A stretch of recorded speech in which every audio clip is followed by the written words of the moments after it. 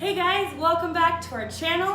We're so glad you're here. If this is your first time coming in, make sure you hit that subscribe button and also ring that bell so that you can get notifications. Look at my new lighting, it's so beautiful.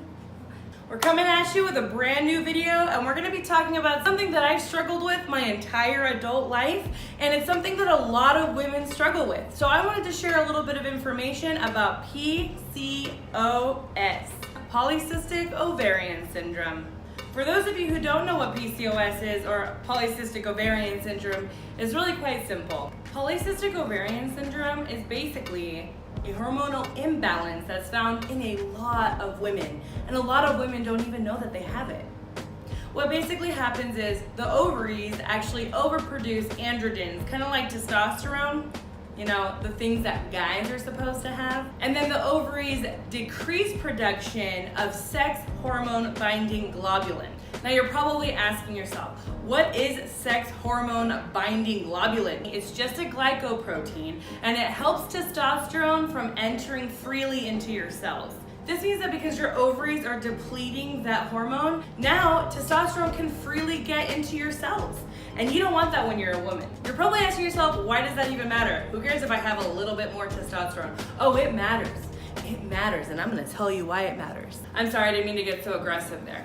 It matters because it causes a lot of imbalances in your body. For example, a lot of women that have polycystic ovarian syndrome actually have facial hair and chest hair. It's already hard enough shaving your legs. I don't need any more hair to go all over my body.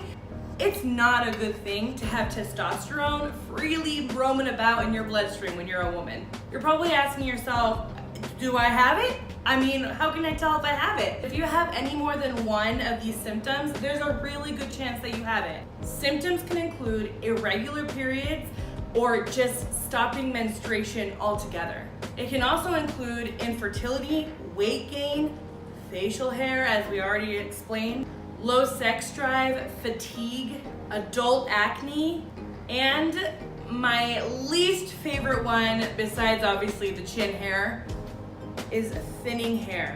Just so thin.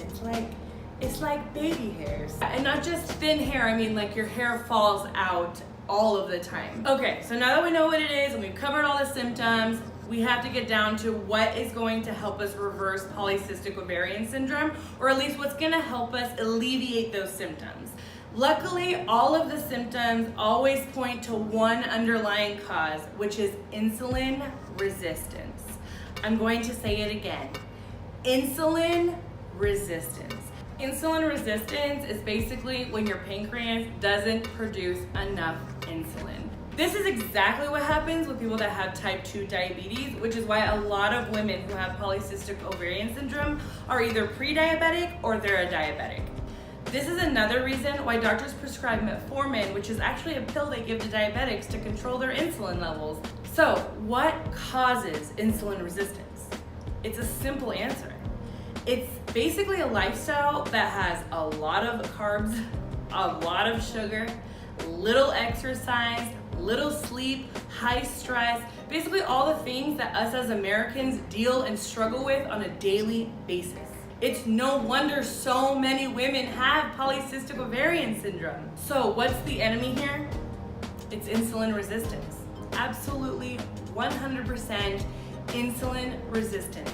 So that's what we have to get to the bottom of, and how are we gonna fix it so that women aren't suffering with polycystic ovarian syndrome? Let me let you in on a little secret. Polycystic ovarian syndrome cannot survive in a body that has normal insulin levels or has a lack of insulin resistance. Say what? Okay, so now that I've given you guys a super simple biology lesson on why people get polycystic ovarian syndrome, what insulin resistance is, and all that, let me share a little bit of my story and why I'm so passionate about this subject.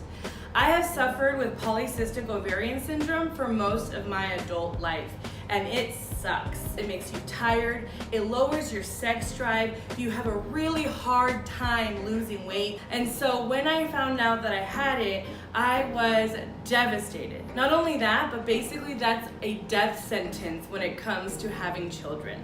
I've always wanted to start a family, so imagine being told, hey, you have polycystic ovarian syndrome, the likeliness of you having children is pretty low. I have a hard time not getting choked up about it because that is the worst news that I could have gotten at that point. The good news is there are thousands upon thousands of women with PCOS that have had children successfully. They've either been prescribed metformin and were able to have a child, or they did something else, which is what I did. When I went to my gynecologist, she looked me right in the eye and she said, "You need to start doing the ketogenic diet." At the time, I was like, that's absolutely asinine. I'm not gonna eat a ton of fat because it's just gonna make me fat. So you're crazy. She looked at me and told me, how has the eating plans that you've been doing been working out for you so far? And as you can see, I was 50 pounds heavier than this, so imagine the look on my face when she asked me that question.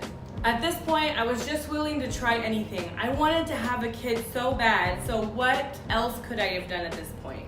Josh was already doing it, so it just makes it easier, right? I started the ketogenic way of eating very seriously 5 months ago. I've been on and off for about a year, but I've been really strict for 5 months now. And it has been absolutely life-changing. My energy levels are up, I'm able to sleep at night, my stress levels have gone down, I am no longer in this severe depression and anxiety state. It has completely balanced out my hormones. So, like many young girls, I started my period at the ripe age of 13 years old. But when I turned 18, they became very irregular. I mean, I barely had them. And then all of a sudden they just stopped. And as I gained weight more and more and more, they just didn't seem to ever want to come back. When I turned 24, I actually stopped having a menstrual cycle altogether, and I didn't have it back until I was 27. And the reason why was because I went on a low carb diet at that point. I wasn't doing keto, but I did do low carb. But they were still so irregular. They just didn't come when they were supposed to come. I was still tired, I was still fatigued, it wasn't working for me. I was without a period from the age of 28 until the age of 31. That's 4 years without having a period because my body just completely stopped because my insulin resistance was so high. After doing keto for 5 months very strictly, I got it back for the first time about 3 weeks ago. That's a big deal because I want to have kids, and so what better way than to actually have my reproductive system working? I will have to say that getting my menstrual cycle back was probably the biggest non-scale victory that I've ever had. It's the best feeling to know that your body is functioning correctly and doing what it's supposed to do so that I can reproduce another human being. Most of the symptoms that I had with polycystic ovarian syndrome have almost disappeared. The only thing I'm waiting for is for this chin hair to go away.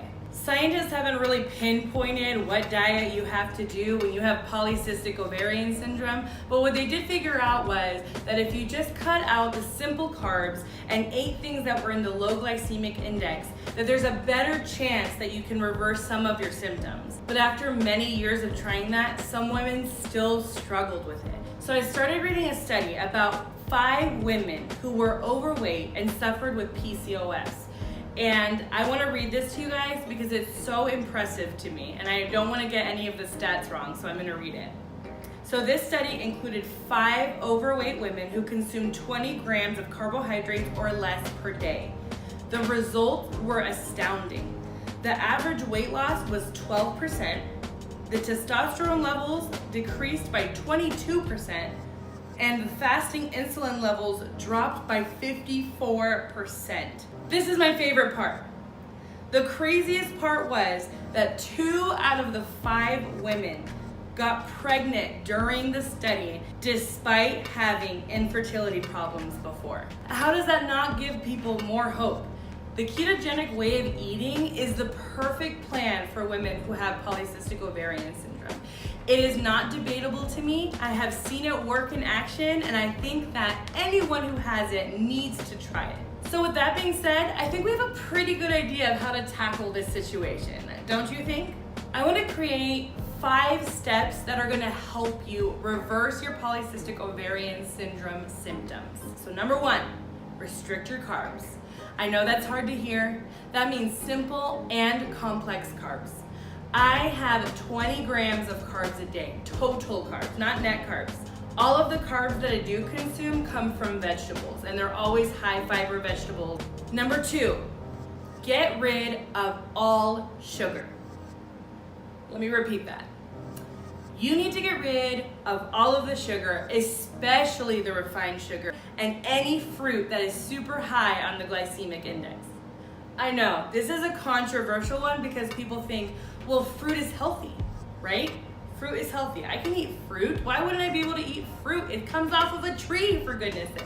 You can't have fruits that are high on the glycemic index because that will spike your insulin. Number 3, exercise.